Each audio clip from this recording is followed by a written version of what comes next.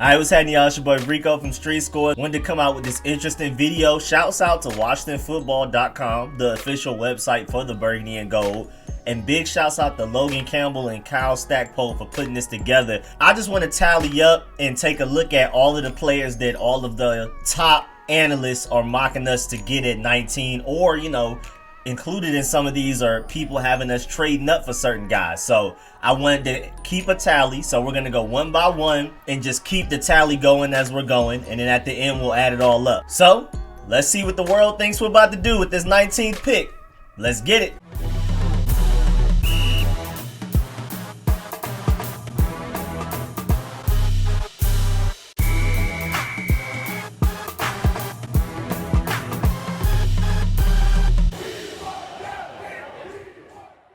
Alright, first up, the man himself, Mel Kiper from ESPN.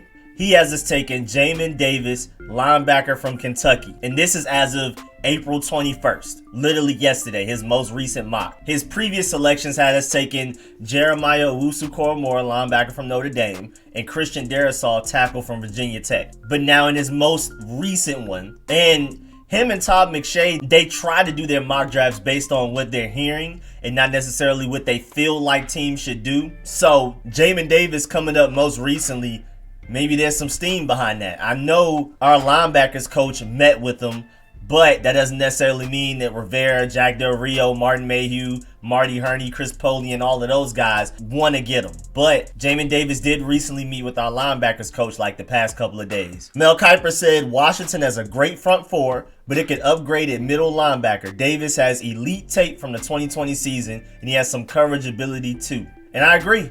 I feel like, again, Micah Parsons is a guaranteed star. He's going to be a Pro Bowler as long as he can stay on the field, barring any catastrophic injury, which you can say about anybody in the league ever. And then his character concerns, even though they seem more like he plays too much than like a Darius Geis with like domestic violence and sexual harassment and things like that. So we'll see how Micah Parsons' character concerns affect his NFL career. But like Micah Parsons easily has the highest floor out of this linebacker group. You could argue Micah Parsons has the highest floor out of any linebacker to come out of the draft in years.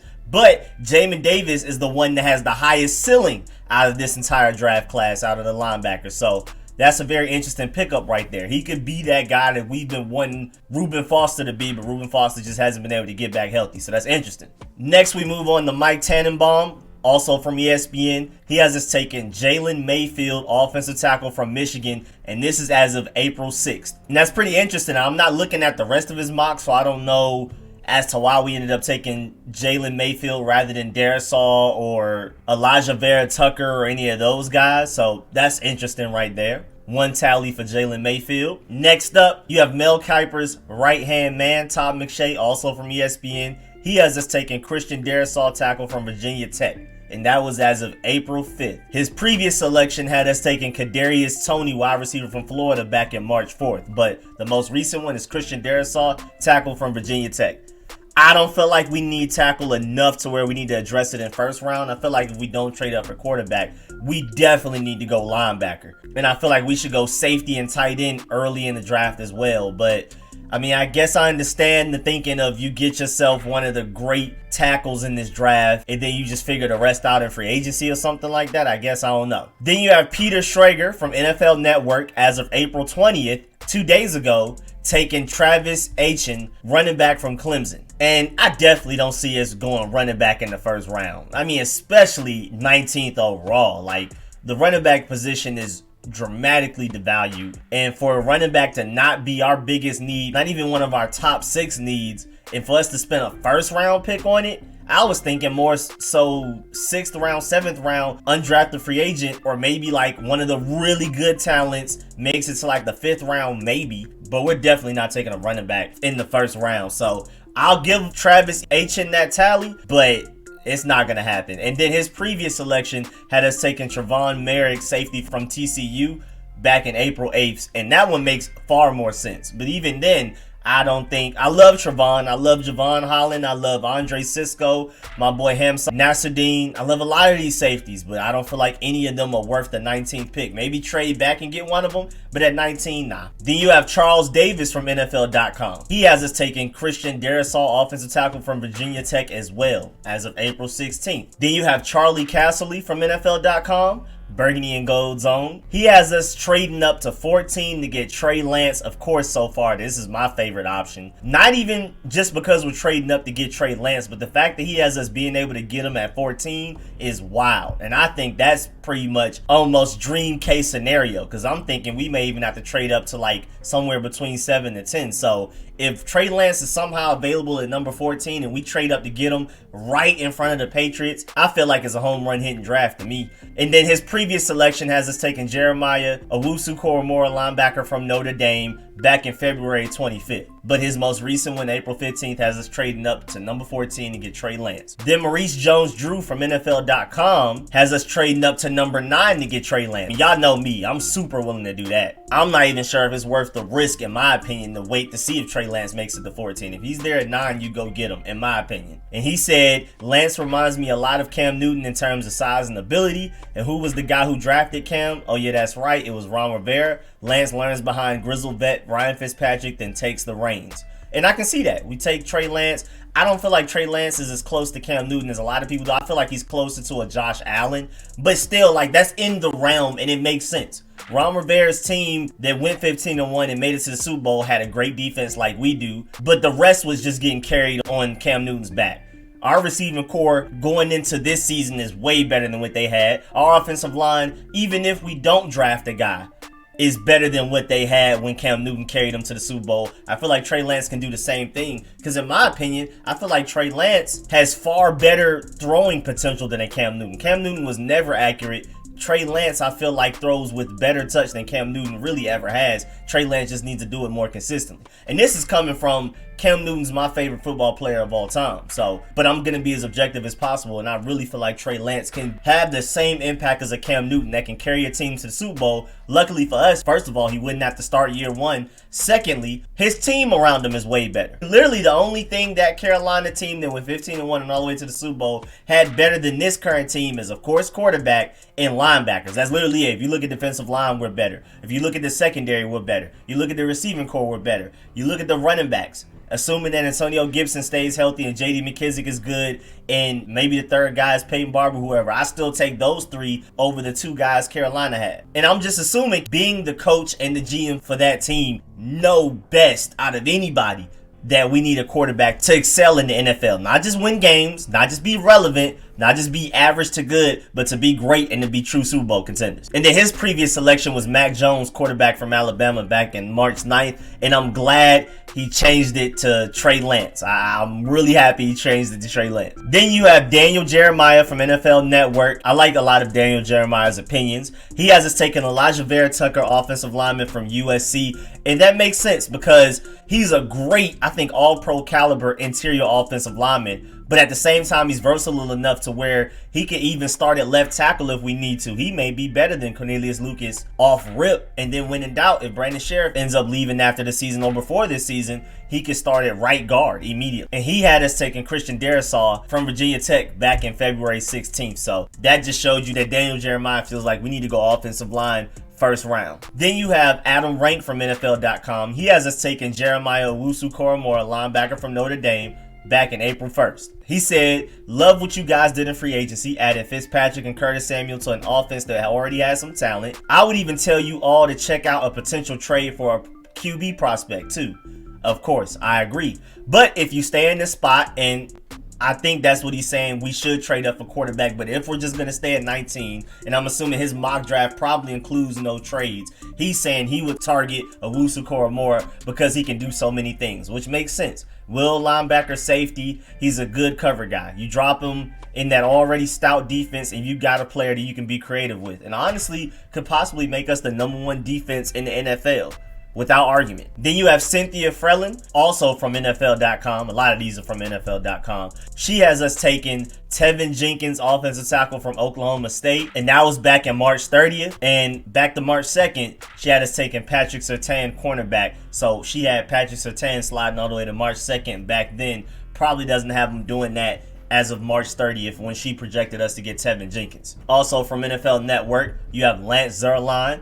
He has us taking Jeremiah Owusu-Koramoah as of March 29th, and he had us taking Zaven Collins, linebacker from Tulsa, back in March 19th. And I'm not sure if a lot of y'all have noticed, but Zaven Collins weighed in at like 270 pounds. So it looks like he's making a transition to edge rusher. He's not about to be that off-ball linebacker that a lot of us wanted him to be. And it's crazy because he's good in coverage, but I guess he's going to end up being like a 3-4 outside linebacker that will occasionally cover, but will mostly rush the passer. I don't know. It's a weird situation. I don't know why he got his weight up to 270 because he didn't used to be 270. That was on purpose. But anyway, Lance Zierlein, another tally for Jeremiah Owusu-Koramoah. He said big-time talent who brings an explosive blend of speed, aggression, and versatility. He's still learning, but should become a high-end linebacker with rush and coverage ability as well. And I agree, Jeremiah Owusu-Koramoah is going to be a really good linebacker. His floor isn't as high as Micah Parsons, and his ceiling isn't as high as Jamin Davis,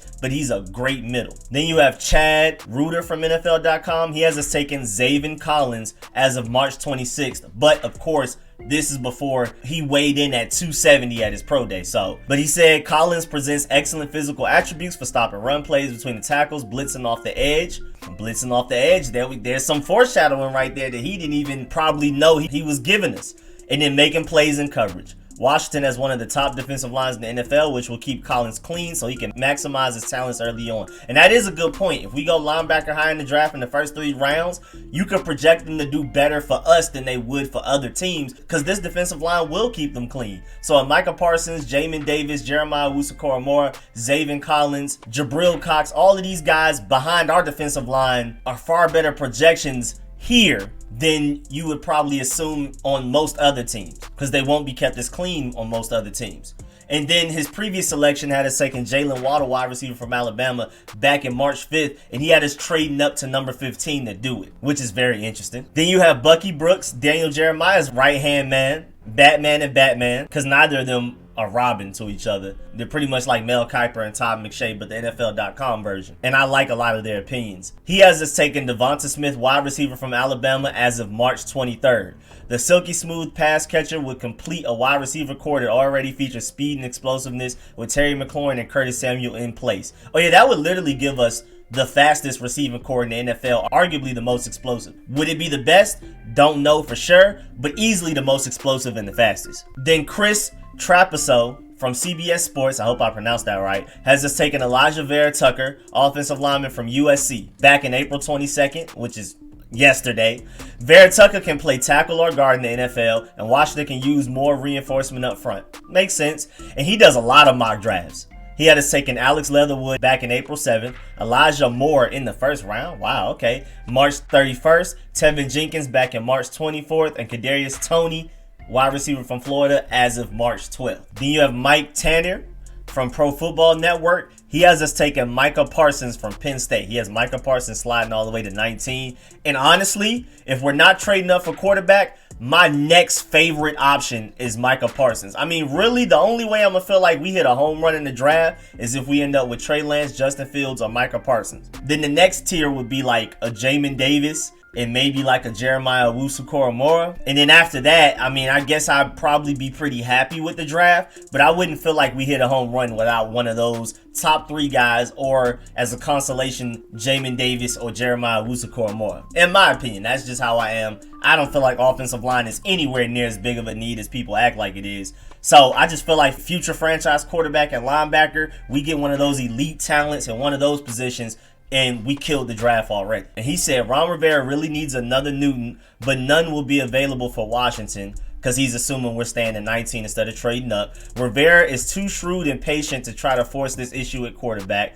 which I can see. But then again, Rivera has done a lot of things since being here that he never did with the Carolina Panthers, spending big in free agency, especially on corner, bringing in high-profile quarterbacks on a rental year. First of all, having this much control over a team, now he's the head honcho, so what he says goes. I mean, even just the front office structure that we have with like 4 GMs in the building, all splitting up certain responsibilities and collaborating. I mean, he's done a lot of things here that he's never done before, but I still see the point.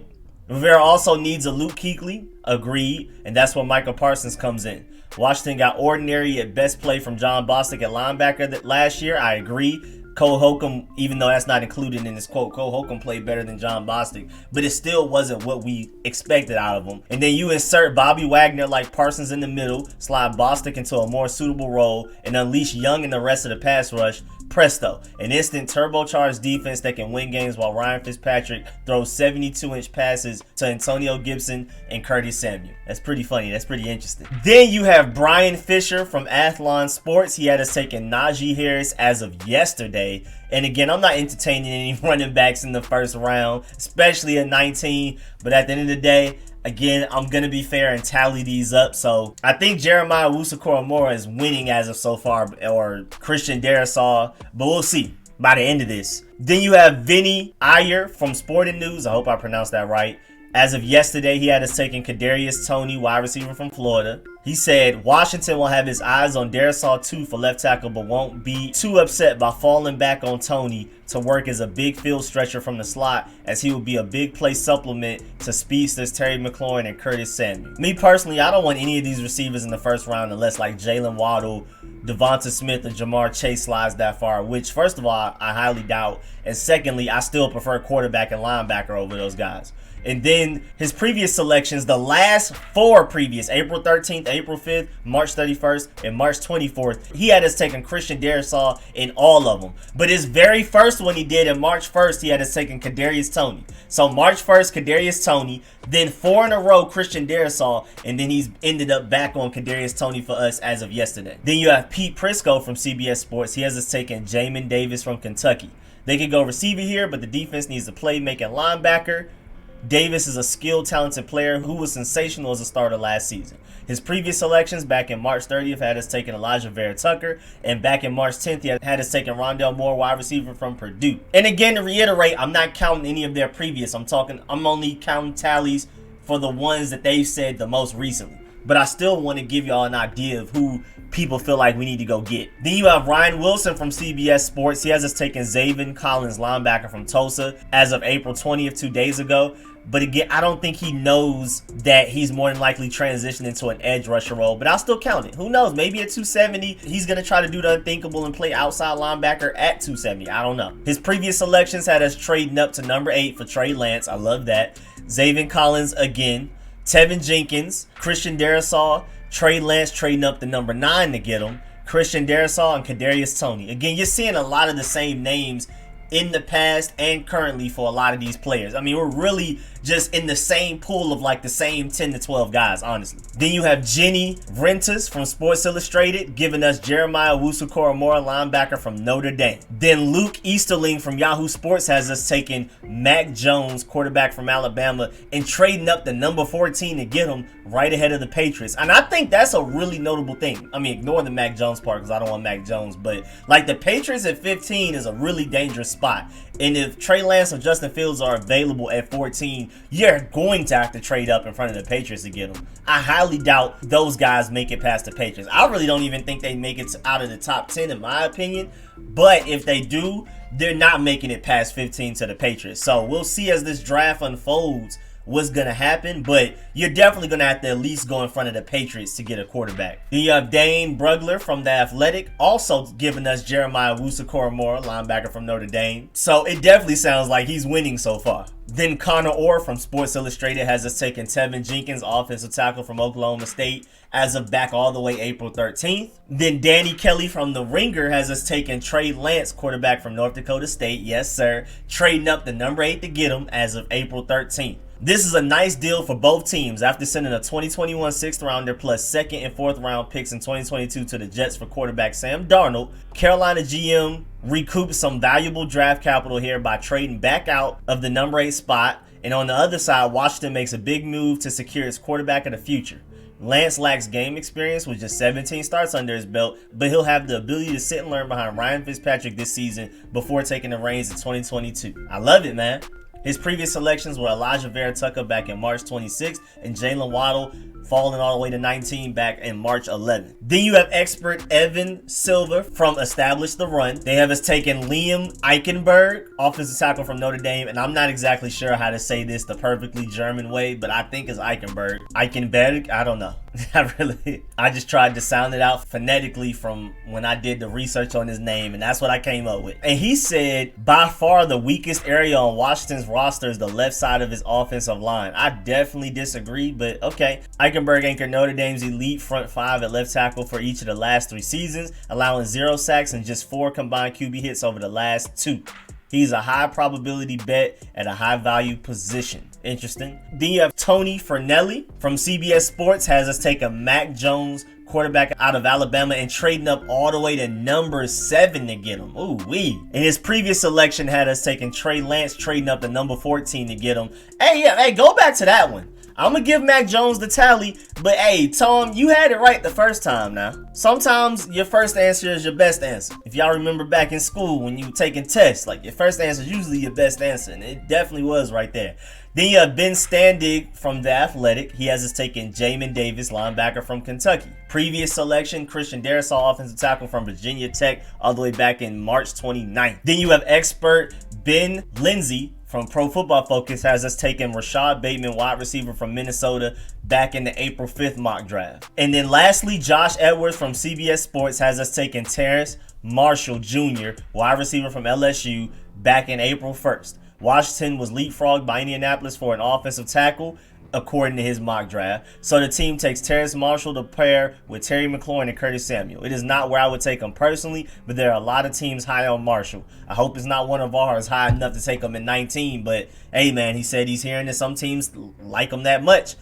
Previous selections, Christian Darrisaw back in March 26th, Jeremiah Owusu-Koramoah back in March 18th, and Elijah Vera back in March 11th. And again, you're generally hearing a lot of the same names. Again, it's like the same 10 to 12 people throughout this whole thing.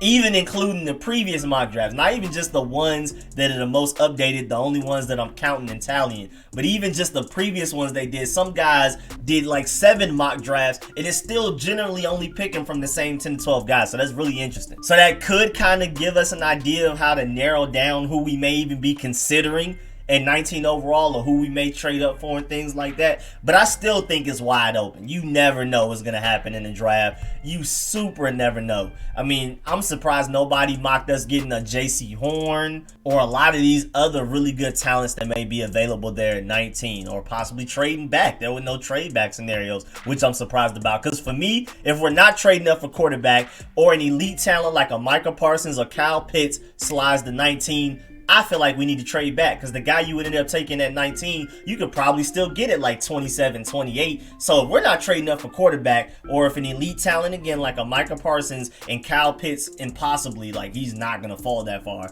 But unless it's one of those guys, one of those scenarios, I'm super team trade back and get more draft picks, potentially get like another third or maybe even another second. Because honestly, if you want somebody like, say, Zaven Collins in the first round, he could very well possibly still be available at 27. So I don't really see the point in taking him at 19. And I don't think he's just this elite prospect where it's like, man, you got to take him at 19. Don't even risk taking him at 27. I definitely don't feel like, I think literally only Micah Parsons, Trey Lance, Justin Fields, and Kyle Pitts, as far as team needs that we have, are those type of guys. I love Jeremiah Owusu-Koramoah. I love Jabril Cox. I love JC Horn. And even like Jalen Waddle and Devonta Smith and guys like that, but we just don't have a huge need of receiver like we do at free safety, linebacker, and future quarterback. And then even then, at linebacker, Jeremiah Owusu-Koramoah, Zaven Collins, even Jamin Davis, who's my second favorite, and I'm going back and forth between him and Micah Parsons being my number one favorite. Unless it's Micah Parsons or Kyle Pitts or it's trade up for quarterback, I say trade back.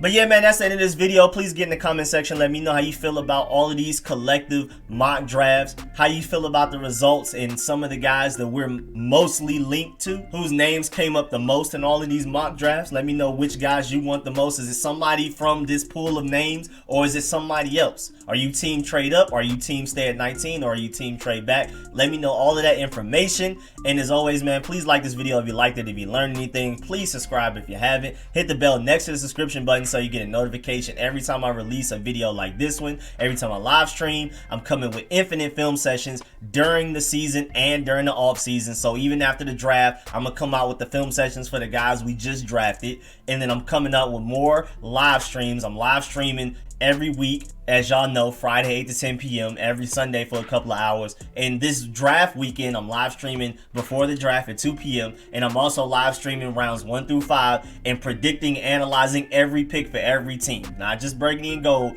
Every team, every pick.